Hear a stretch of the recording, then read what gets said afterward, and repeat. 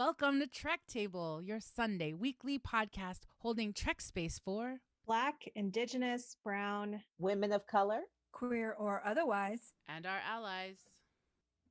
Hello, I am your host, Claudia Alick, and today I am holding Trek space for shared leadership. And I'm your host, Marie-Reine, and today I'm holding Trek space for navigating equitable partnerships.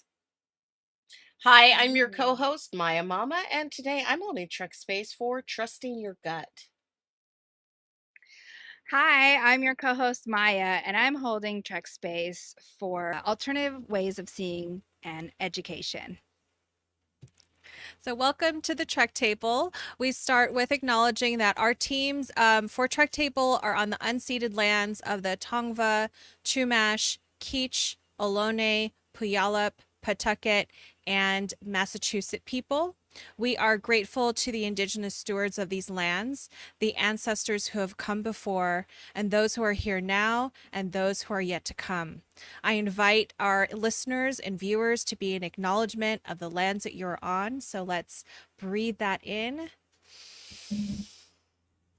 and breathe out. Thank you all for joining us today as we hold Trek space for women of color here in front of our live digital audience on Outside In Theater's YouTube channel, as well as all of those listening to our podcast archive. Our opening track for this episode is titled Chicana Skies by the band Quetzal off their album Quetzal. You'll be hearing several tracks by Quetzal throughout this episode of Trek Table. You can follow them at Quetzal Music on Instagram and see our show notes for the chat link for their merchandise and links and more. Welcome to episode 24 of the Trek Table. Dela is out today, as you can see, so we are your hosts for the day. So thank you so much for showing up for this conversation with women of color. We're assembled today to discuss Star Trek Discovery Season 2, Episode 7, Light and Shadows. This episode gave us a lot of opportunities to explore trust in self, in family, in Starfleet. It even gave us an opportunity to explore how much we trust Section 31. So many juicy things to talk about in today's episode of on Trek Table. We're so glad that you're joining us in this BIWOC Trek conversation. Hello and welcome. So we can build with each other. How do you enter this conversation as a Star Trek fan? Are you Star Trek curious? A newbie? An OG Trekkie? Star Trekking family? Star Trek femme? Trek zaddy? Trek baby? Let us know in the chat.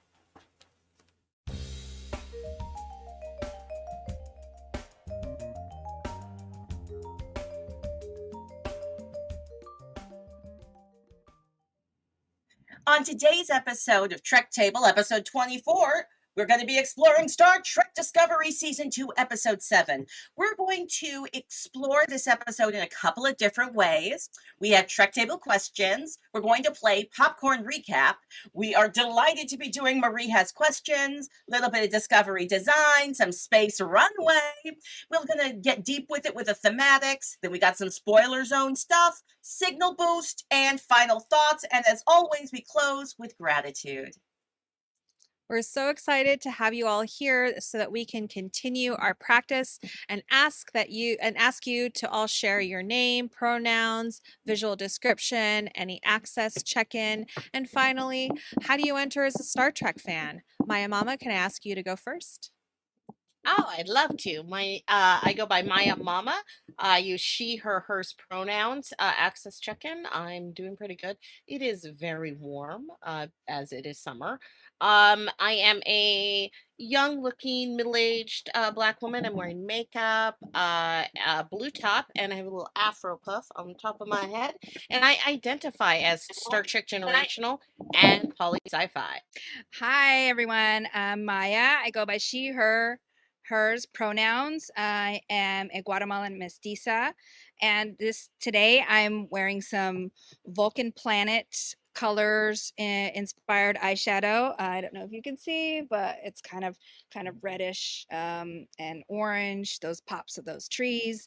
And I think there might be a fire nearby or in Northern California. So my access needs today is just make sure that I'm hydrating and just being careful with the air outside. And I identify as Star Trek Light, Star Trek Femme, and I'm making my way through, some Star Trek documentaries and all kinds of, I'm trying to follow a really slow thread. There's just so much. But yeah, I'm a newbie and I'm always happy to be here and asking questions. Hi there. Hello, everyone. This is Claudia checking in. Gender pronouns, they, their, she, hers. Visual description, African-American woman wearing big old headphones over a big brown afro, sitting mysteriously on the deck of the original Star Trek Enterprise. Access check-in. I have a muscle disorder, so if you ever see me like pulling a face or it's rare that I am pulling a face at a Star Trek opinion. I'm pulling a face because one of my muscles is pulling me.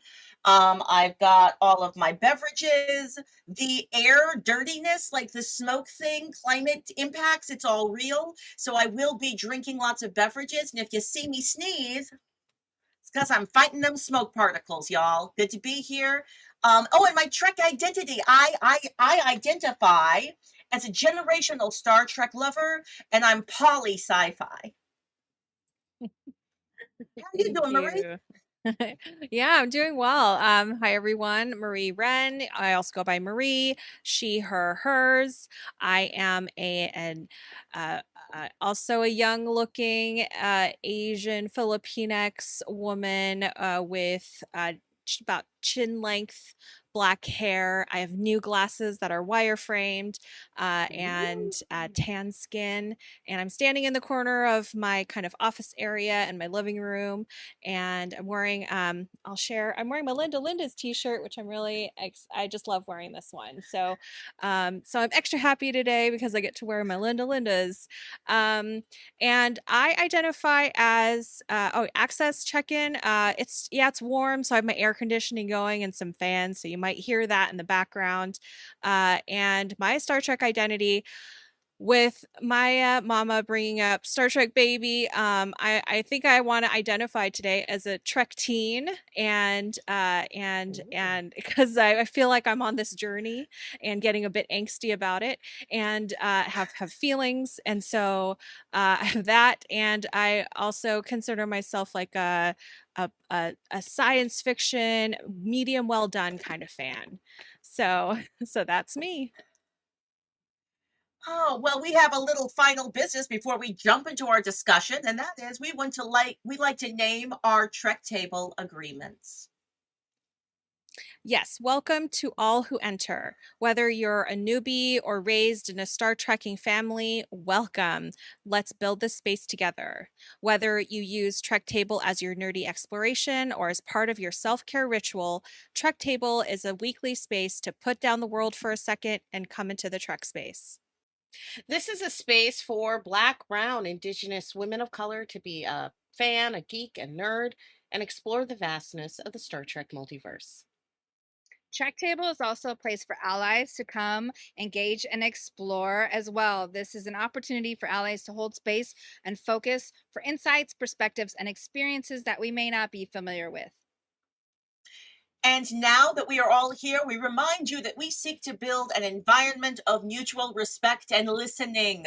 We understand we will disagree, and low-key, that's part of the fun, but there's enough hate in the world, so let's keep our phasers on stun. Great. So let's breathe those agreements in. Breathe in. And breathe out.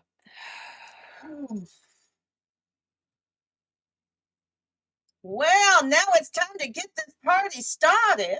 What's your freaking opinion about swearing on Star Trek?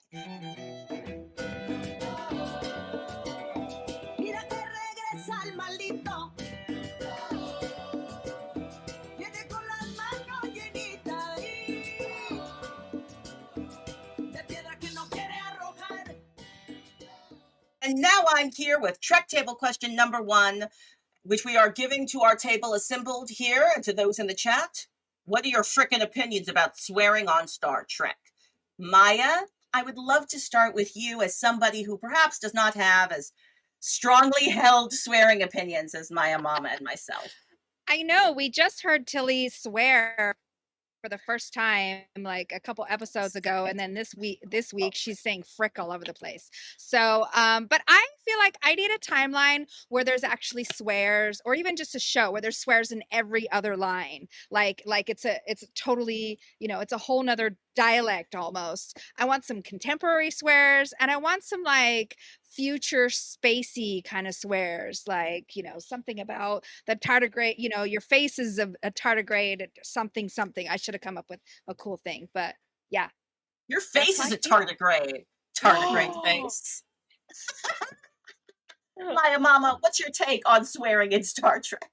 Number 1, I thought you said phasers on stun. Phasers on stun. I'm just kidding. I thought she said stunning. Sorry. Oh, yeah, that makes sense too. Well, I always enjoy a well-placed swear, but mostly I think that professional speech is a tool of white supremacy, and I hope that actually disappears in the future. We talk how we talk, and our language means something. And if I want to drop an F-bomb, it's because it's necessary to whatever narrative that I'm telling, and should be respected. And that's my opinion. That's a freaking good opinion, though. I freaking agree with that freaking opinion. Marie-Reine, what is your take on frickin' swearing? I'm just gonna keep saying frickin' because it's fun. It's lost all meaning. It's actually, before I go to you, Marie, I have to mention this. Do y'all remember forking? You know how they used to take movies and they would show them on TV, but they'd have to edit out all the swear words, and they'd have to like sub in a different word, and the word that they would often sub in would be forking. And it was weird. We all knew what forking meant. We know what frickin' I means watched too. 16 Candles on TV, and there's one part where he's like, "You pencil neck," and that was not the original word. So yeah, Double damn on all of you. Double damn. Hey, y'all, mind your forking business and shut the fork up. What were you saying, Marie-Reine? Well, I agree with Maya Mama. I think that when swears are done well, I really appreciate them, and I think my feelings on using freaking and frickin' and is just, I wish it was something else. I wish there was something a little bit more creative, like what Maya said earlier. Just kind of let's update it. Like, on The Good Place, you used fork and shirt very intentionally, and it was fun. And so like let's do something creative and fun with it if we're not going to swear. But swears are okay. I'm really moved by the idea that swearing is a tool of, or disallowing swearing, or professionalizing speech with disallows certain types of communication is a tool of white supremacy culture. That felt really real and powerful to me as an observation, Maya Mama. So thank you. Marie, Maya, I agree with both of you as well. I do wonder, do you have a swear that you like to do? Do y'all swear, or do you not swear at all? I swear yeah. a lot. Oh, all right. Well, that is the end of our first Trek Table question. Turns out Trek Table is full of a bunch of potty mouth folks fighting white supremacy. The reason we do it is because we are resisting the frameworks of white supremacy. And that was our first Trek Table question. Please, we want you to follow us. You can follow us at Trek Table on Instagram. And that was Trek Table question number 1. Trek Table is proud to be a part of the digital theater platform at Outside In Theater. Like and subscribe to our Outside In YouTube channel for our weekly live digital recordings. Listening to the podcast? Check out youtube.com/outsideintheater.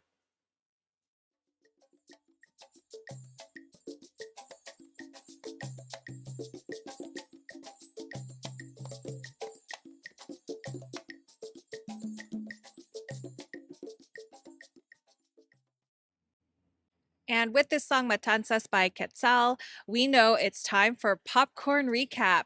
The game is simple. We have 2.5 minutes to share the chunklets of the plot from this week's episode. Yes, today we are discussing Star Trek Discovery Season 2, Episode 7, Light and Shadows, directed by Marta Cunningham, story by Ted Sullivan and Vaughn Wilmot, and teleplay by Ted Sullivan, I believe. We think it's funny because Maya and Marie-Reine are disco newbies, and Claudia and I come from a generational Trek family. Can we get it done? Brandon, can we please put 2.5 minutes on the timer? Can we get it done? I think so. I think so. Incoming transmission. Okay, Discovery is researching the Red Angel's signal over Kaminar, so then Pike and Tyler buddy cop it and investigate the anomaly on a shuttlecraft. They send a probe into the anomaly, and then but both Pike and Tyler have beef, but they get stuck in a time rift, and then they bond over it. So then Michael goes to Vulcan, and her adopted mother, Amanda Grayson, is hiding Spock's in the Katra room with the Katra stones. Sarek objects. Cut to black. No champagne in the Kacha room. But Saru is in action, ordering folks to save Pike and Tyler back on the Discovery, and Owosakun on sensors. Reese figures out where they are. Oh, so good, Reese. And has some lines. Tilly is worried. Stamets uses his tardigrade DNA to find them. Other bridge folks do stuff. Yeah, and on Vulcan, Spock, he's like rocking and he's repeating stuff, and he's repeating on a series of numbers and stuff, and he's quoting Alice in Wonderland because his mom gave it to him to help him with his Vulcan or space dyslexia. And Sarek and Amanda, they have a super intense but like really calm fight. Okay, and then the probe that Pike and Tyler had sent out into the anomaly comes back to them, but from 500 years in the future. And then it's all souped up, and it has like a bunch of future-y tech things, and it's trying to kill them. It's trying to kill them both. And then Tilly then beams Stamets onto the ship, and then to fly them out of the time rift and back to Discovery. So then Sarek instructs Burnham to trust Starfleet and takes Spock to Section 31, Suspect, to fix his mind. And then Bros, Pike, and Ash fight the future probe, self-destruct the shuttle, and then beam back with the help of Stamets. But it sends red lights into the computer. What? Is this a virus? Ariam's eyes have red lights in her eyes, and she looks confused for a second. Oh, okay. And then I'm back on Section 31. Captain Leland tells Michael that Control is going to make sure nothing bad happens to Spock, who's Control. And in private, Georgiou warns Michael that Spock is not going to survive that red-orange hat thingy that's going to kill him. Okay, then Georgiou sends Burnham to stage an attack that allows Burnham and Spock to escape the ship. Leland is mad, but Georgiou, he got so close.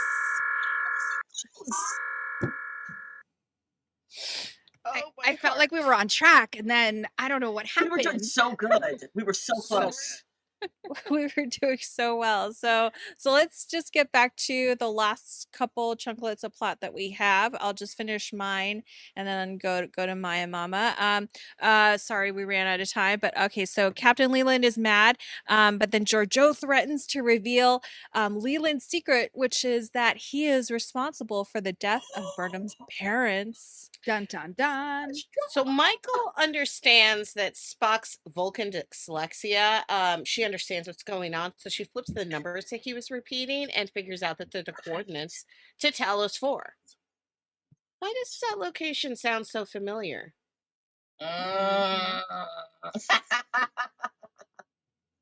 Well, Maya Mama, we didn't really get it done. Could you give folks some advice about where they can actually find? Well, if you're looking for an act by act details, we invite you to check out the recap at Women at Warp. Great job, Sue. We'll drop the link in the chat and in the episode notes.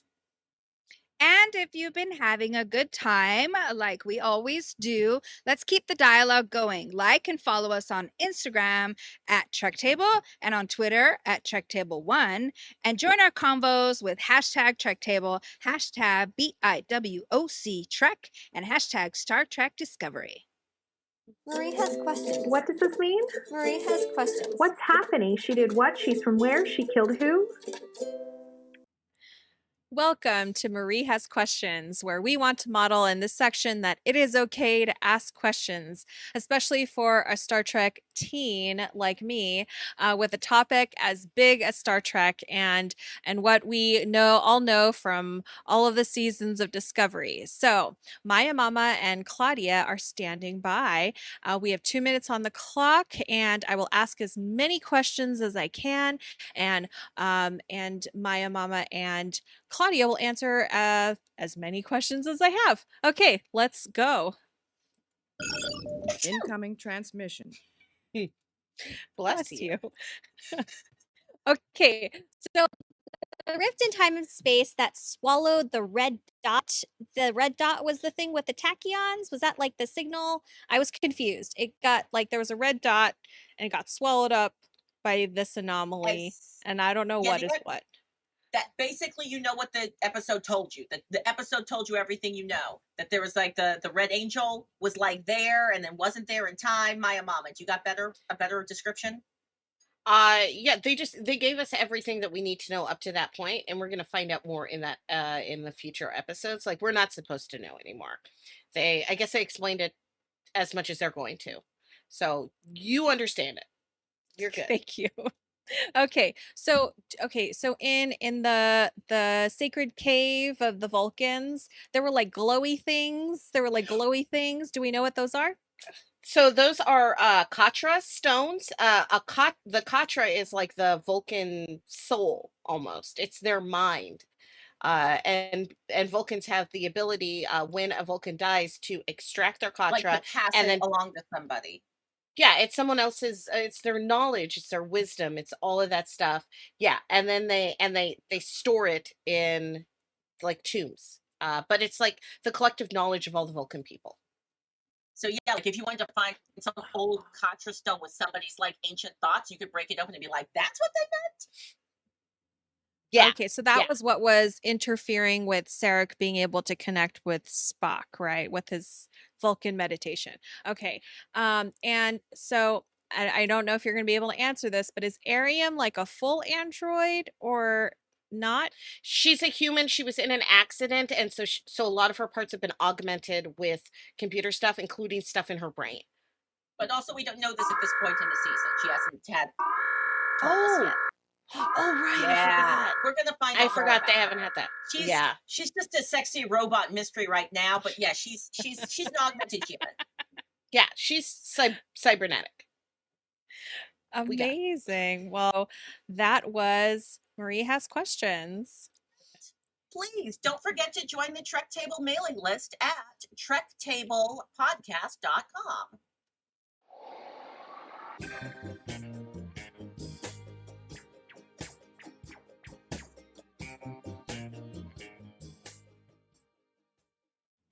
Welcome back to Discovery Design, where we're going to dish on the design elements giving us all this drama. Y'all, I'm just going to mention some topics and I want you to go off because the sound design. Can you go off on the sound design?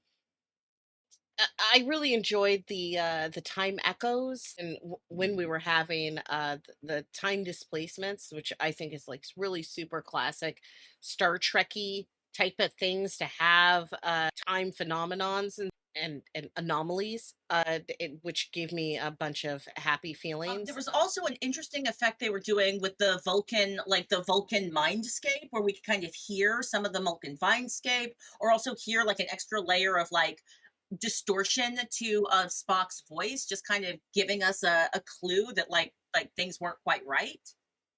Yeah, the overlapping as he's going through his logic exercises. Did anyone else clock the very extreme lighting choices being made too? Like I was looking at this show heavily with my design lens, and I was like, oh my gosh, like there's gold for the design for like Discovery, but then it's very red or kind of pink toned when we're on Vulcan, and then sort of blue lighting in Section 31. Did anyone else notice? Can I choices? actually correct that? I always thought that I felt that Section 31 was more gray.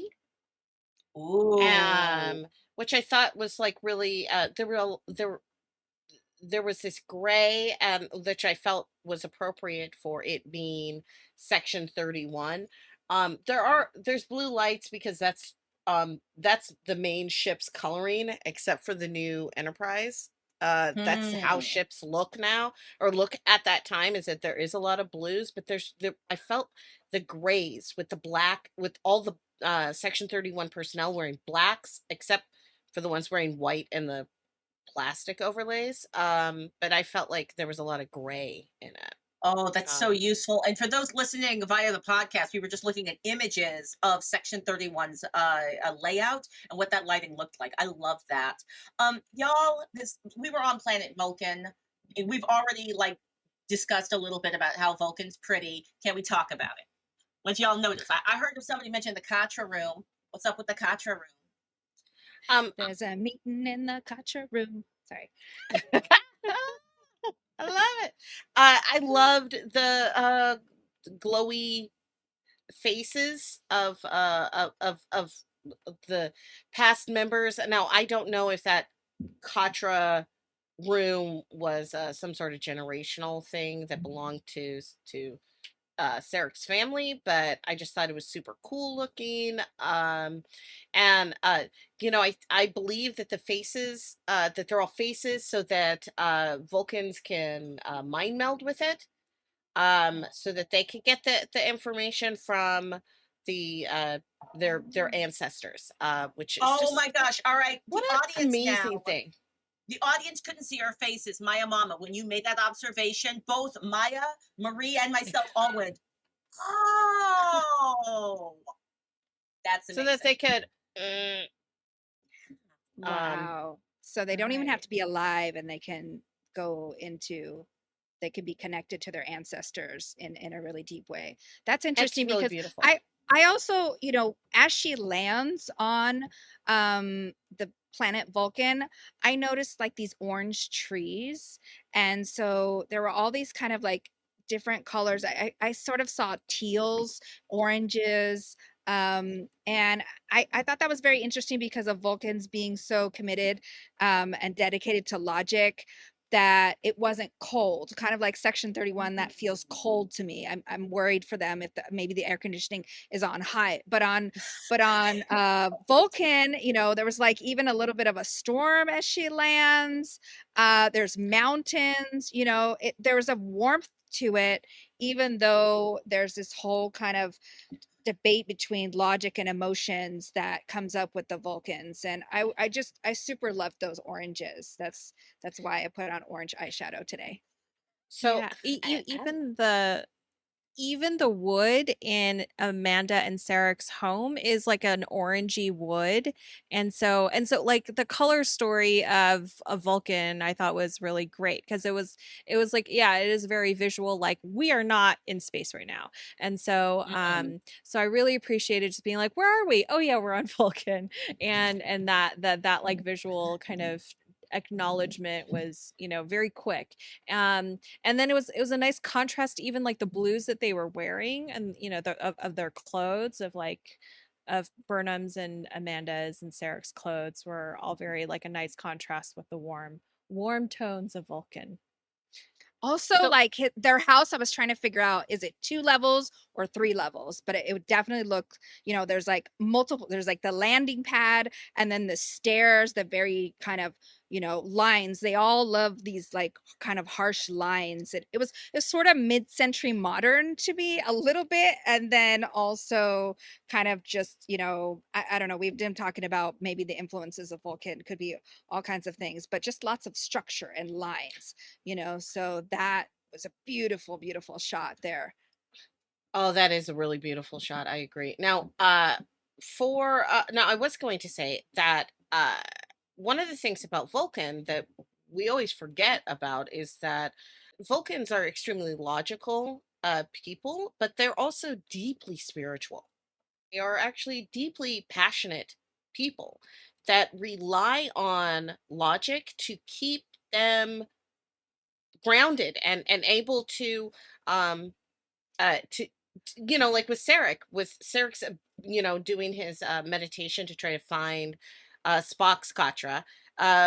he has to be solidified and grounded with logic. He is one of the most logical beings that exist on Vulcan at this period of time. That makes so much sense. I thank you for that, because I did a little bit of watching of the original series, Journey to Babel, because I wanted to know a little bit more about this relationship between Sarek, Spock, and Amanda Grayson. So it's hard. It's a hard relationship. I'm so watching that exact episode at the end of our Trek table today. That's exactly what I'm going to do. Thank you for that suggestion, Maia Chinchilla. You give the best suggestions. I'm going to hold us off on having a conversation about Latok Tarai, which is like the formal name for the Vulcan learning disability that Spock had. And I keep saying Vulcan learning disability. That's the Vulcan name for it. Apparently, it's just a learning disability.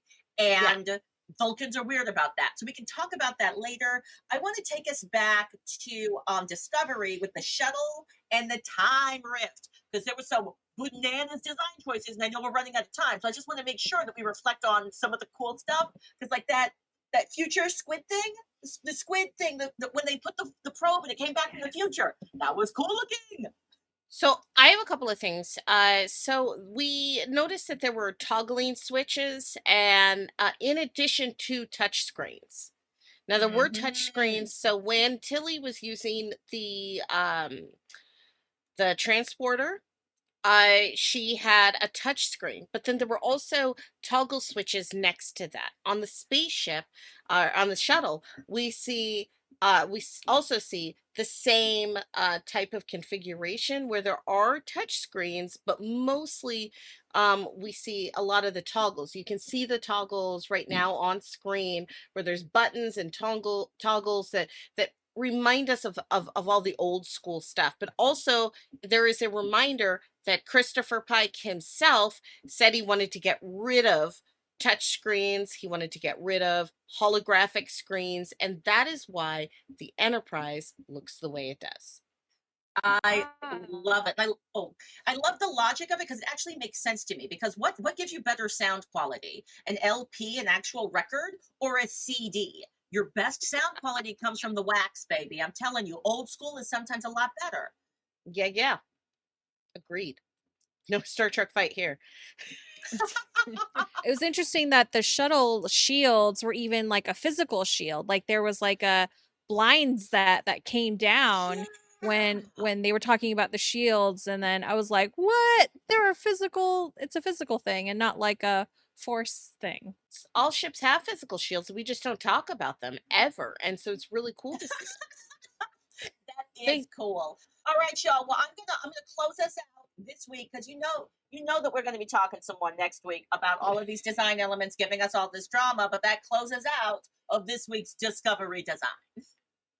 Yes. And I want to take a second to give a shout out to our podcast listeners. Thank you for supporting us as we grow this little show. Your likes and subscribes mean a whole lot. Please, if you have a second, just send us a tweet at Trek Table 1 and let us know your thoughts with hashtag TT24. And as we head into our next musical break, I'm going to bring you Trek Table question number 2. Sarek's pad. We were just discussing this. Sarek's pad is so sweet. It's nice. Where would you want to live and build a home in a Star Trek universe?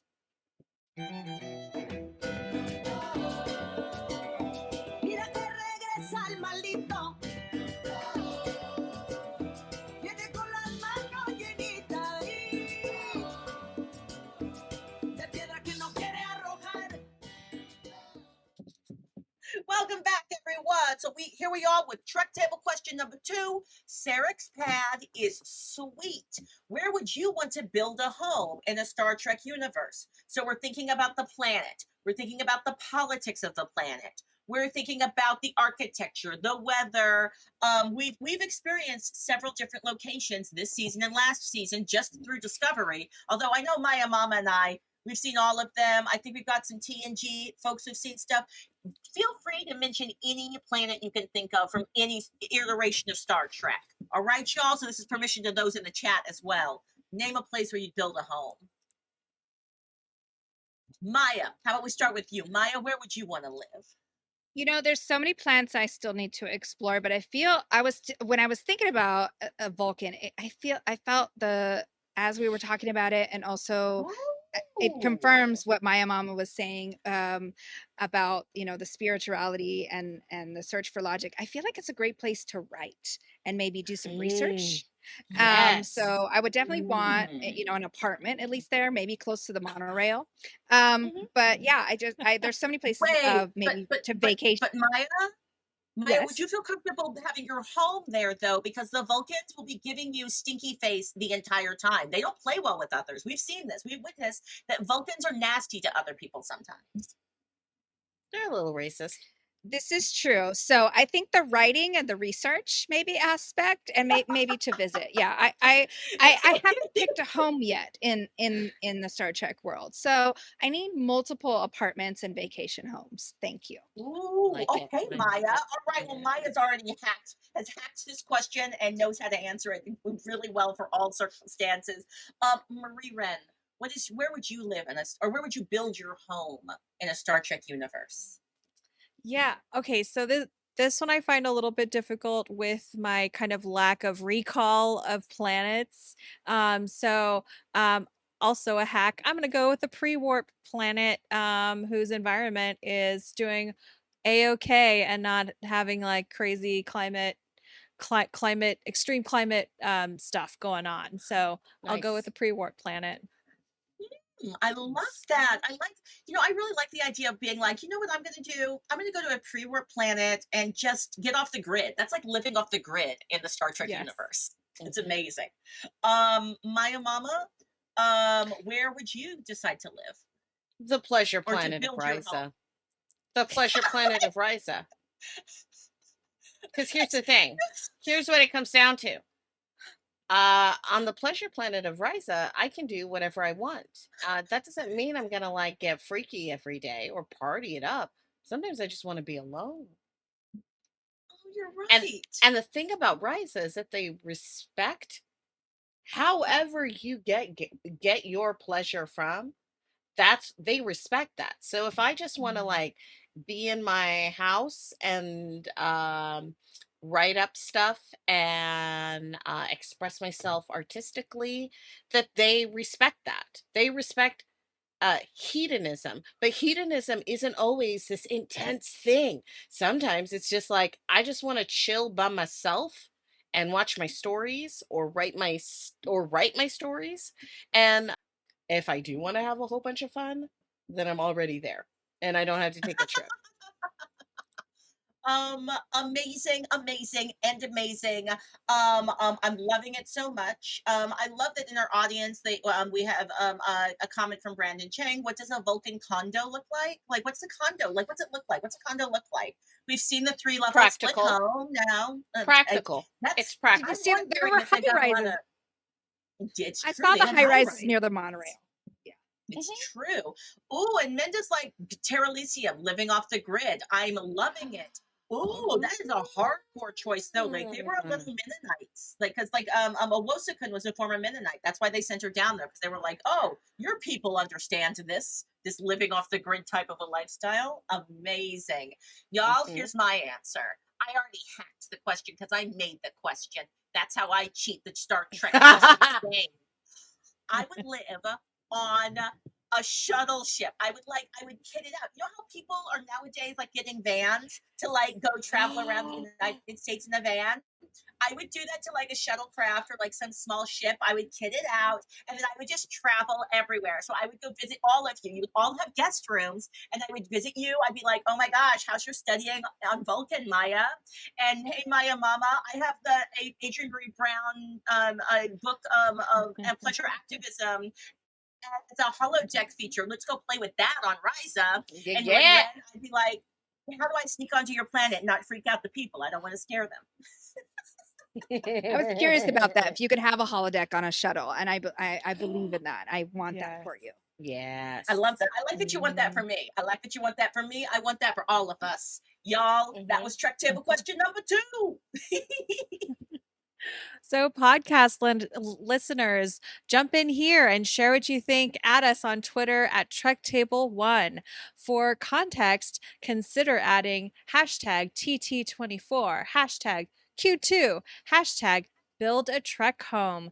Thanks, podcast listeners. All right, y'all. And now is the point in our show where we do the very solemn act of having a dance break because we head into Space Runway. Some of the eye-catching looks from function to fashion in the 23rd century.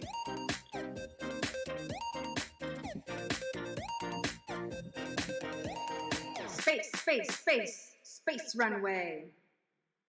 Welcome to Space Runway. This week we are doing highlights from Season 2, Episode 7, with 6 looks today. Starting with look number 6, Personal Leave Vulcan Casual. In a strapped and structured casual wear, Burnham arrives on planet Vulcan in a V-wrapped, blue-black soft leather tunic-like jacket that hits mid-thigh over khaki leggings, along with high boots with a sensible heel. Take an extra look at that thick, matching leather belt with medieval designs. Permission to land on the runway granted. Yes. Look number 5, Don't Mess with Amanda. Protective Mama Bear Amanda is here with her hair clipped back in a diplomatic bun with 2 delicate glittery clips and a monochromatic seafoam teal gown with sharp shoulders and a keyhole neckline and long kimono sleeves that are big enough to hide her son. This is a look that says, I will protect my son from the Federation, Section 13, and my husband behind those Katra stones. I do what I want. I already gave up Earth life. I will not give up my son. Don't mess. Look number 4, the Coordinate King of Suede. Here we are with the golden child, a father's disappointment, the Federation officer, Kirk's #1 bestie, the Vulcan logical man of mystery. Finally, we see the Mr. Spock. He's on the run, caught up in calculations, where up is down, but still looking like a snack in his scruffy beard, wraparound black suede jacket, and of course he got them knee-high boots. Emotions are scary, but the logic in your fashion fascinates, and your Vulcan eyebrows are on fleek. Yes. And look number 3, Leland and all that leather. So everyone in Section 31 wears leather. Even though they're probably in a climate-controlled environment, they must get hot sometimes. Leland is looking stiff and basic here, compared to all the details in Giorgio's leather outfits with his zipped-up, simple motorcycle jacket. If Leland is just a puppet, he should complain about his wardrobe to the puppet master. That's right. I mean, really now. Look number 2, through my lab coat, I can't stand the pain. What in the Agent Orange, evil scientist, non-consensual test subjects is this? This creepy lab technician protects his pristine whites in a clear plastic lab coat that gives us brain-splattering, murderous vibes. Section 31, what kind of operation are you running here? Because this lab coat is serving sinister. And finally, look number 1, brain scrambling helmet. Captain Leland, what in the... We've got wearable tech here with this light up open crown wraparound helmet that you're using to do what to Spock's brain? Scan and repair neural impulses, my butt. We're with Giorgio on this one. Grab your brother and run, girl.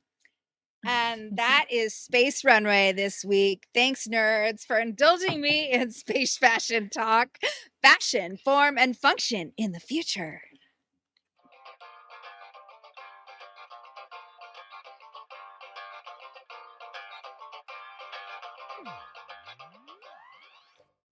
Hey, welcome to the Thematix section of our Trek Table, episode number 24. What's up? I'm De La, your showrunner. She, he, they, De La pronouns. I identify as disco monogamish. Certainly Star Trek Poly Poly. And to that end, happy season 2 launch to the Lower Decks fam. Super excited. Such a great first episode. If you haven't watched it, that's my little side thing. All right. So since I wasn't able to join you all today, I thought that I would, beam in from the hallway here on the USS Discovery, because disco and hallways. Anyway, so lots of great stuff. What's up? I'm Dela. I'm so happy to be able to beam in. I hope you all been having a great time. I have no doubt with this table assembled and run by Claudia, Marie-Reine. Thank you to Maya and Maya Mama also. All right. So this episode, we prepped about it on Thursday, and I really honor that part of what the team helped us to understand is like, this is an episode about who is trustworthy. Who do you trust? What is trustworthy? Is it a Red Angel? Is it a probe? Is it Section 31? Is it a Terran Emperor, a husband, a wife? Or perhaps even to ask, as Tilly does, is her 4-dimensional math trustworthy? So we get so many pairings in this episode where we get to think about trust. Topic number 2 later in this segment, we're going to talk about the macro trust with the big entities like Starfleet and Section 31. But here in this topic number 1, I want to ask the table to go around and check in, folks also in the chat, like, we get so many pairs. Which pair is resonating most with you around this topic of trust? Are you more interested in like the Burnham Amanda conversations, the Amanda Sarek conversations, the Burnham and Georgiou? Maybe you're all about the bromance, buddy cop moments with Pike and Tyler, maybe a little bit of bromance versus that probe. And then, of course, you get Tilly and Stamets in their like mathematician hijinks and slapsticks as we really get this moment of trusting ourselves. Yeah. So many entry points into this theme. So I just love to invite the table to go around. Can you share your thoughts on trust this week? Which duet or storyline has been resonating most for you this week? I will say that I think that the storyline that really resonated with me this week, I think it has to go to Amanda, Grayson, and Sarek. I think that especially that argument, or at least like their head to head of what to do, what is our responsibility, who can we protect, who can we not, with regard to Spock and Burnham, and what happens next now that we know where Spock is. And so and that they and this battle of who gets to have a say, who gets to make that decision. I love that Amanda got to speak up for herself. I don't love that she had to hide it, that she had to hide her decision from Sarek. I really agree with you on the Amanda and Sarek stuff. I really think that I don't think that Amanda necessarily is someone who hides things, because it's not very logical. And Vulcans, they do appreciate honesty, but they also understand strategic deception. So I think that even though Sarek dislikes what Amanda does, he understands the logic behind her deception. And I think that sometimes life is about who you need to trust. All of life is about who you need to trust, and you need to trust anyone, someone, to be able to survive. And that's what a lot of this, I think this episode is about, is about trusting someone to have your back, and more than have your back, hold you up, and build you up and not break you down. Part of that theme that was brought up as well is about the self-trust. And it's really interesting, especially to see that through a character like Tilly, about not always trusting herself, and being very smart, very capable, and speaking up, but being in this moment of kind of like being unsure, whether it's just about the math or more. But I think it's good science to question yourself, to Yes. sometimes, Mhm. if you're always think you're right, how do you grow? And I think it's good to question yourself, and to not to fully totally not believe in yourself or trust in yourself or trust in those that are around you. But there, I feel like the kind of the back and forth, that's part of how you build and grow as like humans and or Vulcans. This is Claudia. I guess I could say I've been thinking a lot about like the Ash and Pike. I would Ooh. 100% see that spinoff, Ash and Pike, just having adventures in a shuttle, just doing stuff and bickering with each other. I'm here for it. But they had to build trust, right? They lacked trust based on like really good reasons. Like Ash was Yes. like, "Hey Pike, I see how you're making choices from places that are about you individually and your emotions, and that are not about the best thing for the whole ship." And Pike is like, "I see you having some weird shadiness, and I don't trust how you're dealing with this like shadow self of Vogue." And they had to have some experience with each other to build the trust. Trust takes time to build, and you have to build it with each other. And the thing that I liked about Georgiou and Burnham's exchange was that Georgiou's nasty. She actually never lies. I rarely see her lie. Like What she the does is devil. she just says the truth in a way that you could very easily misinterpret or not totally understand. And she does it with a smile. And I'm like, "Oh, that is just, you vicious, Georgiou, and I respect you for it." And what she does is she gives Burnham a reason to trust her in the moment, because she says, "Hey, not only I'm doing this because this will serve my self-interests. I'm telling you explicitly what my self-interests are." It's because Georgiou knows that she's not going to be able to say, "Hey, Burnham, just trust me." She has to be like, "Burnham, trust your experience of me being out for myself, and trust that that this serves me." Yes. Yeah. I love that. I love her blatant honesty, and the fact that she doesn't actually hide, she doesn't hide shit from Burnham. She She hides in tells her plain everything. sight. Yeah. She's like, Right. "Yeah, I might have killed my mom. I don't know. Maybe. Does it matter?" And you're like, "I feel like it should, but also I don't think it does." What's up? It's Dayla. I'm back. All right. I had to come back for topic 2 because it's so juicy this week, and y'all know I can't stay away. All right. So the topic is trust. I'm super excited to hear what you all just said.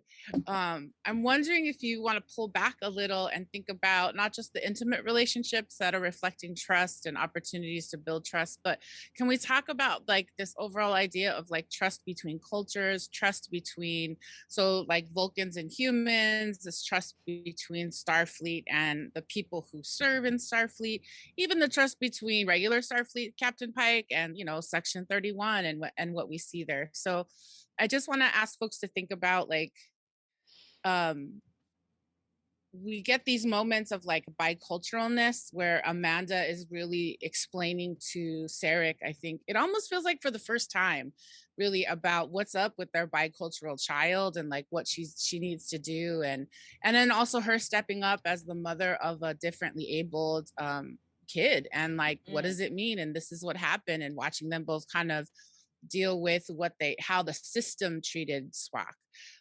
So I invite you to think about, talk about, share about like the biculturalism that you're seeing in this episode.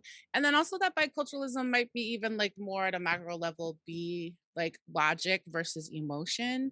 And kind of like, what do we get? I mean, the way that Burnham really heals from, we've been messaged all season about how Burnham has used logic as a way for her to heal from her trauma. So just thinking about that. And then just the key aha moment in this episode was really about discovering how Spock's learning disability, different ability, actually helped them.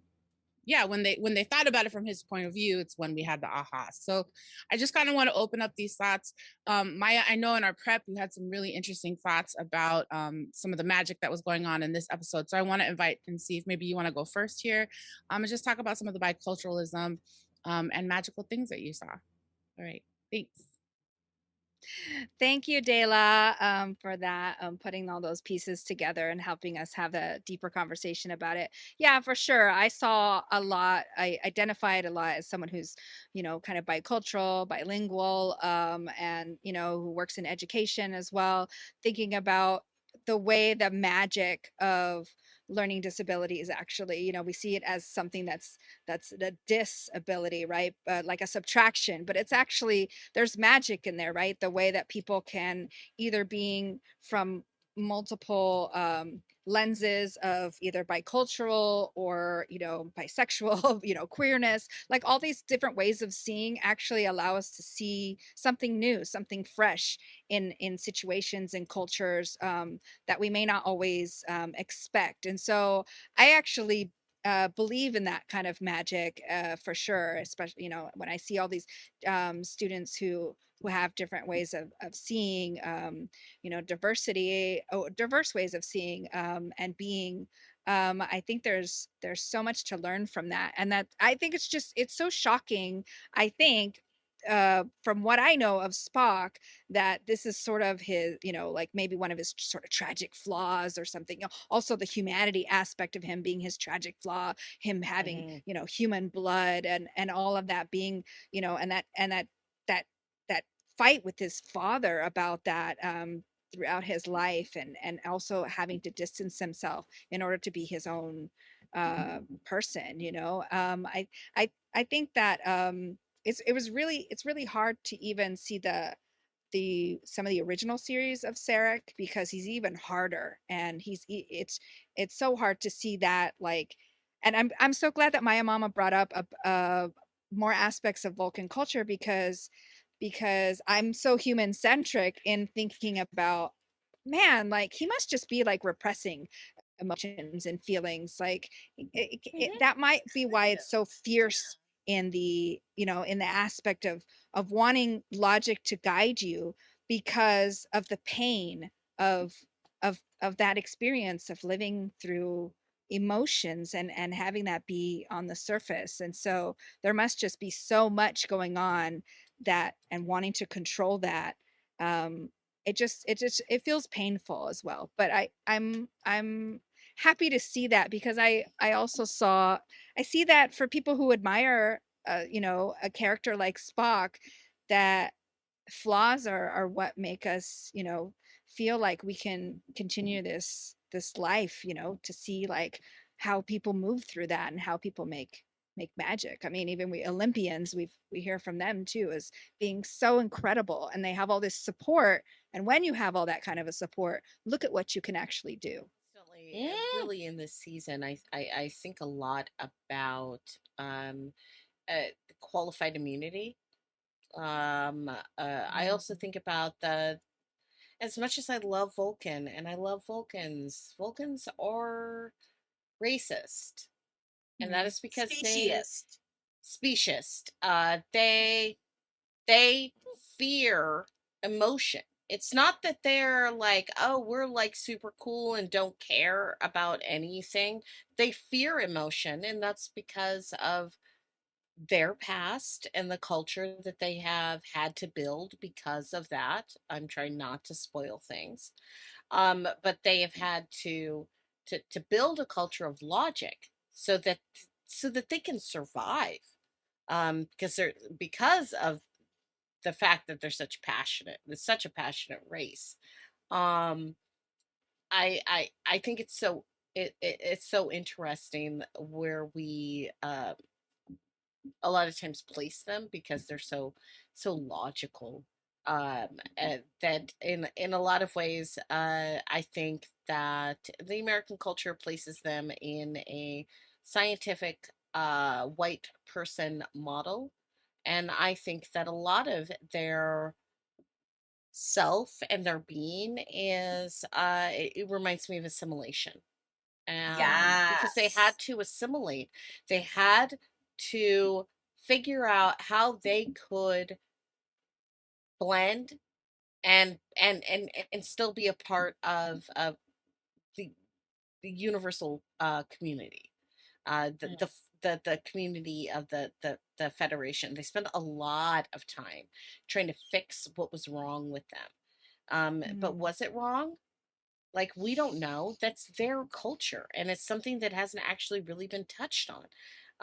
That yeah, that the Vulcans fear, they fear those faults within themselves, and a lot of the times, those faults end up becoming clearly human things.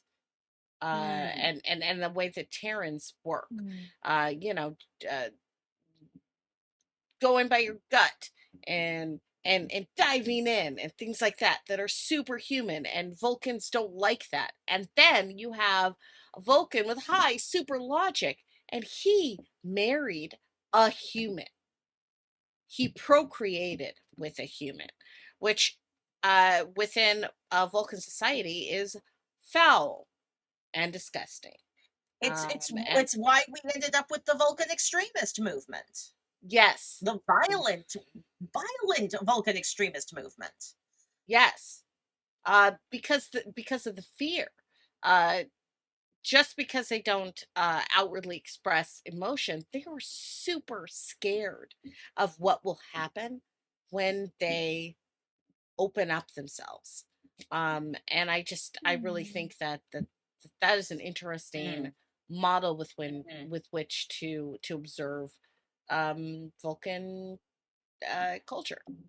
Love that. Well, I want to add something to the mix of this conversation, and it's actually just a little additive observation based on Maya's beautiful comments on being a Vulcan with a mixed species Vulcan with a learning disability on that planet. And I just wanted to talk about the social model of disability, because I actually think it really makes a lot of sense when we're thinking about Star Trek and this character, because the social model of disability doesn't say the condition is what disables you. It's society deciding to disable your condition.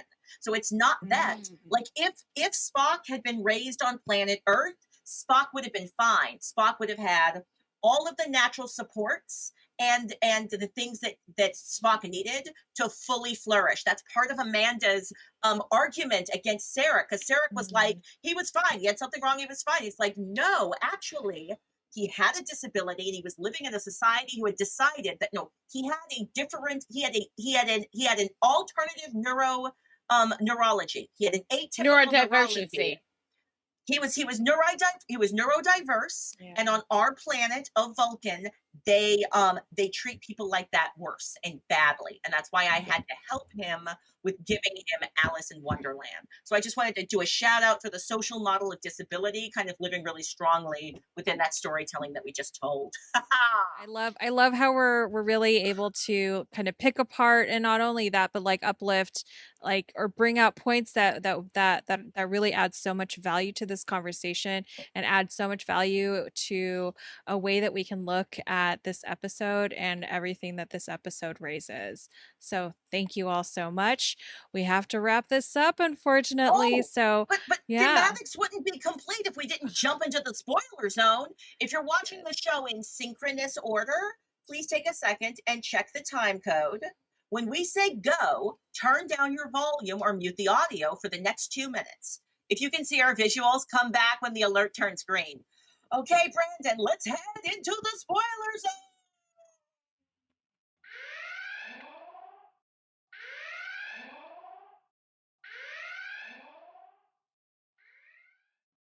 Okay. Oh my gosh. Spoiler zone. Super excited to talk about the fact that Georgiou says to Leland, you are responsible for Burnham's parents' death. And I know that storyline, but I'm super excited as we move through this ritual each week to like get all the nuggets as they kind of get going. Super excited. I cannot wait to see Mama Burnham show up. And I think that what I'm also realizing in this episode is, just watching the tenderness and the way that Burnham is really using this to heal with him. I mean, they don't all know that now, but that's what's happening, right? So it's just really beautiful to watch this healing arc, and this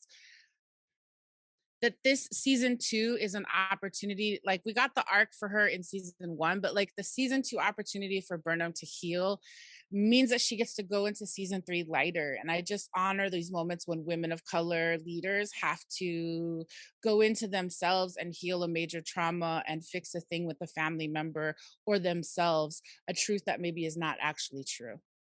I'm gonna leave it there.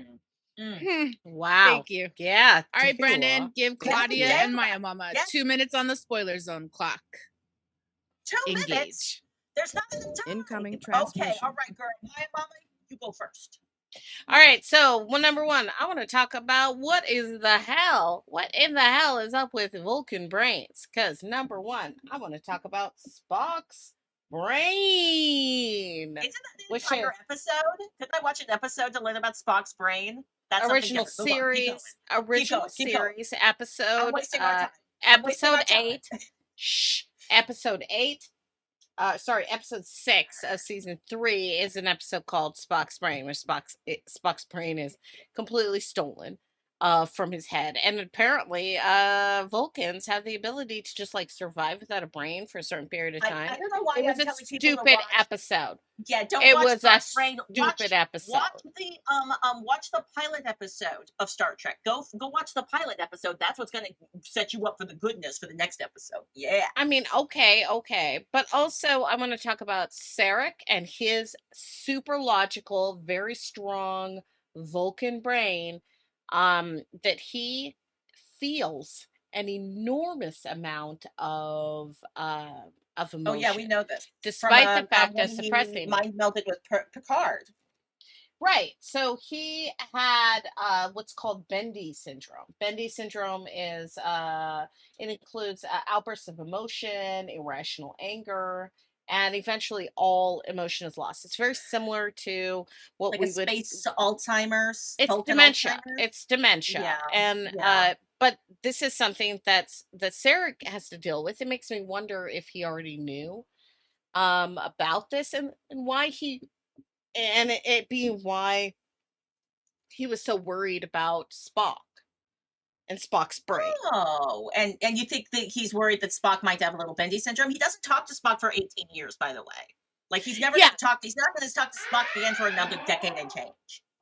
Yet he never talks to him during the whole thing of this whole mess up. Transfer of data is complete. Bad dad. Okay, we got you saying he's a bad dad. The spoiler zone is done. I didn't You are spoil invited anything back. saying that. I didn't spoil anything saying that. We know right? he's a bad dad. Bad dad. Come back, Marie. Come. Come back. Come, We're everyone. back. Clap your hands. I believe in Everyone- non-spoiler Everyone zones. in the YouTube, everyone in the YouTube, clap your hands and yell really loud so that Marie and Maya can come back. Yeah. All right, they're What's your back. doodles? What's your doodles? I'm gonna see. Yeah, what's your Okay. doodle? We didn't. Well, I feel like I didn't get to talk about this. in the- but the probe, the squid probe, the evil squid probe. I really love that. You know what it reminds me a little bit of Bezos's rocket. It has some of the similar design issues, I think. Yeah. So, mine is a probe with some tentacles, but mine actually looks a little bit more like a Hitachi magic wand, if you're familiar. So, I think yours has a different shape. I don't know. I think This you is both what went came out there. of my brain. I think you both Yes, we went did. there Uh, sufficiently some and of us- righteously. Some of us use probes in different ways. Hi. Hello. Yes, this is Track Okay. Table. Yes. Okay. So we will post those on our Instagram, maybe if they allow us. And so thank you so much to share all of your thoughts on thematics and spoilers for Star Trek Discovery Season 2, Episode 7, Light and Shadows. And if you're intrigued by this wonderful approach we have to Star Trek, help us hold more Trek space for women of color and our allies. I'd like you to go to patreon.com/Trek Table, and you can direct your dollars and support us and the work that we do. And now we are heading into our final check table question, number 3. Favorite fight of the episode. We had Burnham versus Giorgio. Boom, boom. Just imagine that there's a title card that's very dramatic when it comes up. We had Pike and Tyler versus the Probe. Gunk, gunk. We had Amanda versus Sarah. Very mild. And Giorgio versus and best fight. Name your best fight. Can't wait to hear what you think out there in Trek space. Mira que regresa el maldito. Viene con las manos llenitas de piedra que no quiere arrojar. Hey y'all, we welcome back. Welcome back to Trek Table. We're doing our Trek Table question number 3. Favorite fight of the episode. You know this Star Trek Discovery. It's got them awesome space battles. You've got battle hand-to-hand combat. You've got verbal minds. You've got battles of the mind inside a mindscape. In this episode, what was our favorite battles? I will start with you, Maya Chinchilla. Yes, I think it was also Amanda versus the patriarchy. I mean, but just kind of pushing back on whether she is just the wife of, this ambassador, and she has a mind of her own. I'm like Amanda versus the patriarchy for the win. She is fighting the good fight on multiple planets. Maya Mama, your favorite fight? Go.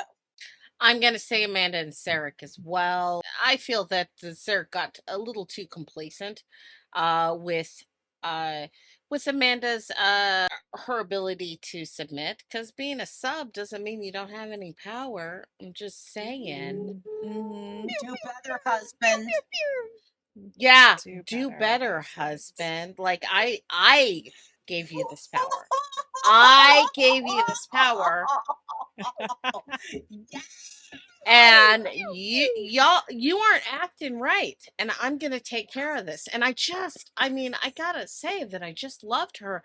Very calm, stated, "How dare you?" Yeah. It wasn't harsh. It wasn't over emotional. It was just, "How dare you?" I'm stating a fact. Yeah, it was super logical, because she is saying, you are completely incorrect in your assumptions about who I am as a person and as a partner, and you better correct yourself. Correct yourself, Sarek. And I love it. Marie-Reine, what was your favorite fight of the episode? Every now and then I like a good ace, so I'm gonna go with the ace of Giorgio and Leland, because that was over and done with before it even started.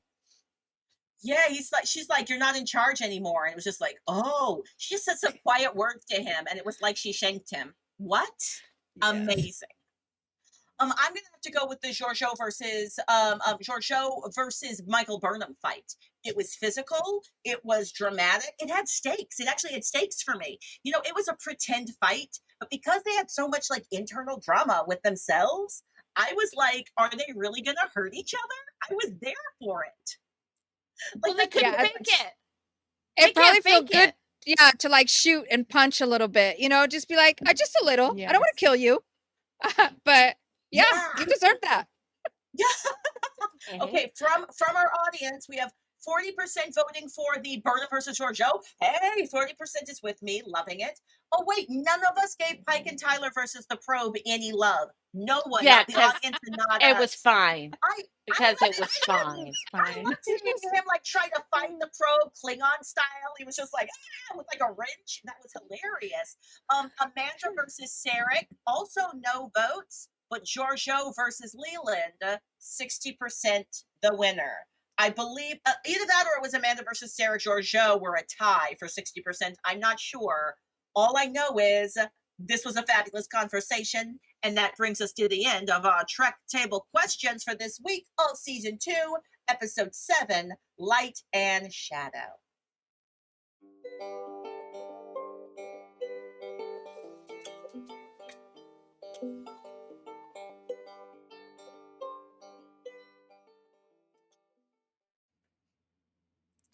We strive to hold Trek space for Black, Indigenous, Brown women of color.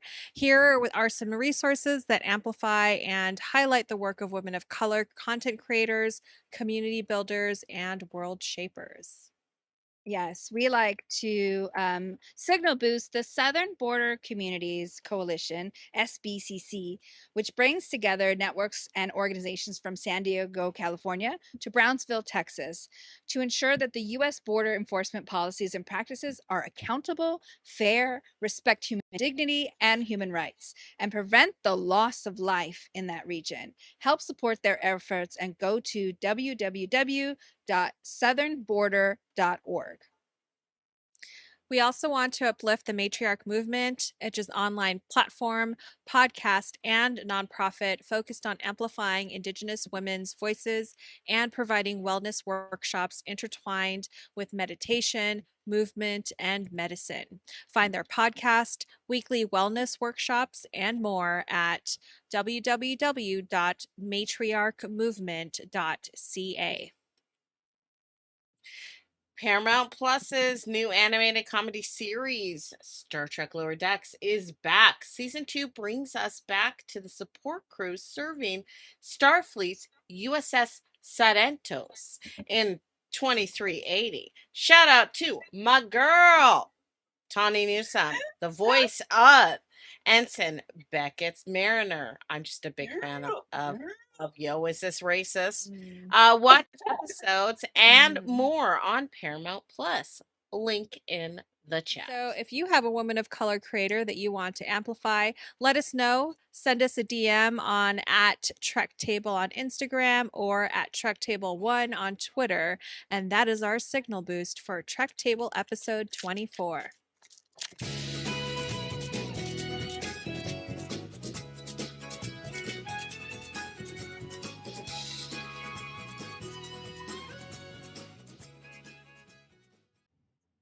Thank you all so much for joining us today on the 24th episode of the Trek Table. As is the case every week, we share our final thoughts, and these are our final thoughts for Star Trek Discovery Season 2, Episode 7. I'm going to invite Maya Mama to go first. Final thoughts, Maya Mama? So many final thoughts, but let's just try to keep it succinct. I think that there was a lot of information about like how one interacts with their family when you have another member of your family experiencing issues with mental health, and how one communicates with their family and how one takes care of their family. I just thought that that was really really interesting. I really liked um I liked all the trust scenarios. It actually didn't feel um necessarily like they were forced in, like where we're like we got to figure out how Pike is going to uh trust Ash right now. Also, I'm really looking forward to the animated series of that just has um Pike and Ash going fishing, Chris and Ash going fishing in the Pacific Northwest, riding horses, and just like living their bestest, funnest life as best friends. Because I don't know why, but I want them to be best friends. Like, I just really love it. I love them. Marie-Reine, what do you think? I thank you. Thank you for that, Maya Mama. I'm thinking a lot about what Maya said earlier about questioning in order to learn and grow. And so I think that's my final thought. I think like to balance that along with the trust that we need to have in ourselves as well. And in listening to each other is just really it's just so important. Right? Okay, I'll keep it as simple as that. So how about you, Maya? Yeah, I had a lot of feelings of, seeing this beloved character, Spock, being revealed as, having a learning disability and all of this struggle between his Vulcanness and humanness. So I just really, I appreciated that. And so what I did was I went back to the original series, that episode with Journey to Babel, and first of all, the remastered of the original series, so gorgeous. Like, just the image is so crisp and clear. So it's different than what I watched in reruns once in a while, as a kid, a little bit grainier, right? But the way that Amanda is treated as a human and her emotional, and that also kind of going with like femaleness or womanness of being, oh, those emotional females, even though all the humans, Vulcans, are saying that about all humans. They kind of make a joke about that. And I felt like this was almost like this, the way that it's this is like almost Amanda's revenge, in a very subtle, beautiful, fashionable way, right? And yeah, but all of that stuff that's going on beneath the surface as these very capable Starfleet folks who are the best of the best, right? But also learning from each other. And Star Trek, what I see it as being as also a metaphor for otherness, right? And thinking about otherness and thinking about our own xenophobias, our own, culture centric, language centric, all of that way that we move in the world, sometimes it's a safety mechanism. But yeah, that's what I'm enjoying about Star Trek is this exploration into otherness, and how do you build teams, and how do you work with difference? How do you challenge xenophobia? How do you challenge homophobia? How do you challenge ableism? How do you challenge the patriarchy? How do you how do you work with people who are green? So I'm appreciating where we're at in this season. I'm looking to figure out how this unique nugget takes us to the next episode. I can't wait. And Claudia, why don't you tell us about your final thoughts? Sure, yeah. My final thoughts would be, I feel like I've been thinking a lot about, well, this episode was all about trust, and I've been thinking a lot in terms of, like, in the rest of the world, about the speed of trust and how you can only build at the speed of trust. So if you have a lot of people on your team and they don't trust each other, you're as slow as the least trustful connection on side of your team, right? So you've got a team of people who deeply trust Saru. So Saru in the moment is able to go, everyone, the plan has changed. We're no longer doing an exploratory mission. We're actually saving them. Reese, you go try and do this. Awoska, you go try and do this. Y'all go try and do this, right? And they can do that because they've been building and collaborating together for time, and they trust each other. The reason why the collaboration between Ash and Pike was rocky and unsuccessful was because they didn't trust each other, but then they built trust. So at the end, when they're fighting that future space probe for 500 years in the future, they can do it quick and fast. A lot of times I'm working with organizations, they get mad at me because I'm like, let's take 9 hours to build trust. But it's because once you have trust, everybody can go so quickly that they don't have to look to ascertain that you have your hand out to catch them. They know that you're ready to catch them, and they can just throw themselves into the moment. And those are my closing thoughts for this episode. Dayla, what do you think, Dayla? Hey, what's up, Stella again. I just want to say thanks for letting me pop in and out this episode, the latter half of this episode. Final thought for me today is just really resonating on that moment, a couple of moments, watching Burnham having to confront her mother and say, no, we need to take Spock to the hospital. And just that clarity and that truth that I feel like Burnham has, and she's trying to figure out a way to convince Amanda. And so not that Section 31 is the hospital she wants to take him to, but I think I just watched this growth and this moment and this turning point, it feels like, really, for Burnham. So I want to say I'm resonating on that. And then as part of that, it's the line that that Stamets says to Tilly in terms of trust the math, trust yourself. And I just appreciate that with these characters. We get to see not only Ensign Tilly kind of have this moment of not trusting herself when the stakes are super duper duper high. When are they not on Disco? But But I also it just resonates in that moment of like, yes, when you're having to do a thing that you're really not sure. And so it just makes me think about Burnham in that hallway with Georgiou on Section 31 ship, and just like, can I trust you? Can I trust myself and what I'm feeling in what our connection is? And all this espionage and all this, you know, sleight of hand stuff just really, yeah, just in this time when we're rebuilding with each other, coming out of, in and out of pandemia, how can we trust each other? How can we connect? How can I trust myself that I know what I'm doing in the key moment when it needs to be done? So that's my final thought, just resonating on that and just sharing that with folks who might be in doubt place. And those are our final thoughts on Star Trek Discovery Season 2, Episode 7, Light and Shadow. We hope you will join us as we, with next week when we talk about Episode 8 of Season 2 of Star Trek Discovery, If Memory Serves.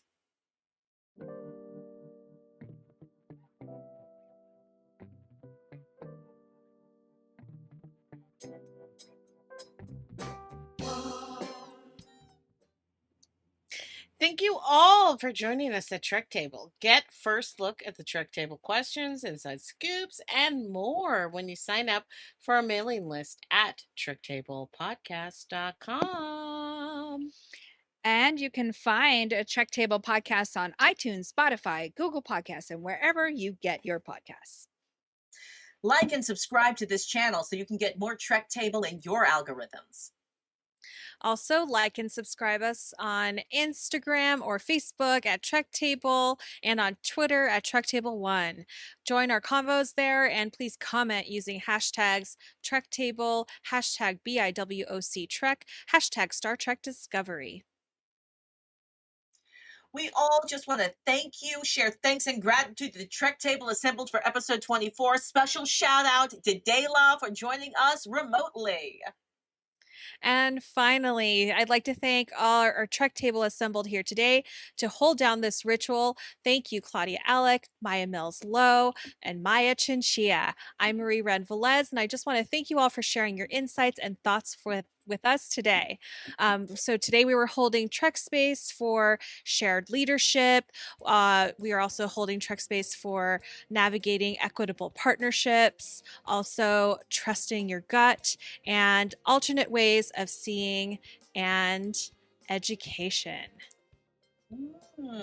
Trek Table executive producers Alison De La Cruz and Luziviminda Jariwala, production coordinator Brandon Chang, artist coordinator Ariana Michelle, and social media manager and chat moderator Isil Borlasa. And thanks to Outside In Theater, and extra thanks to Arlo, Alex, and Denny and Tamlin.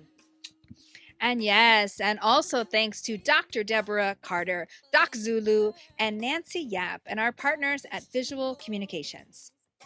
Trek Table is a service mark of De La Projects, LLC.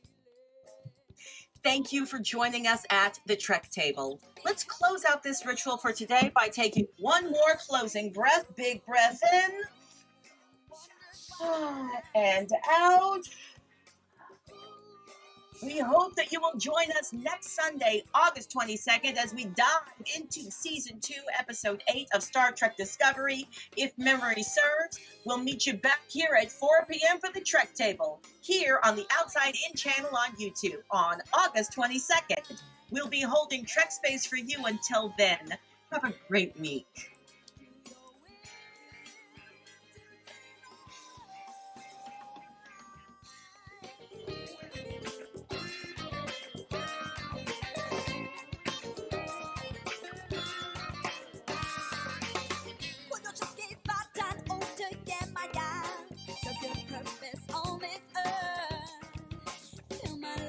Motion. 6 and 6 and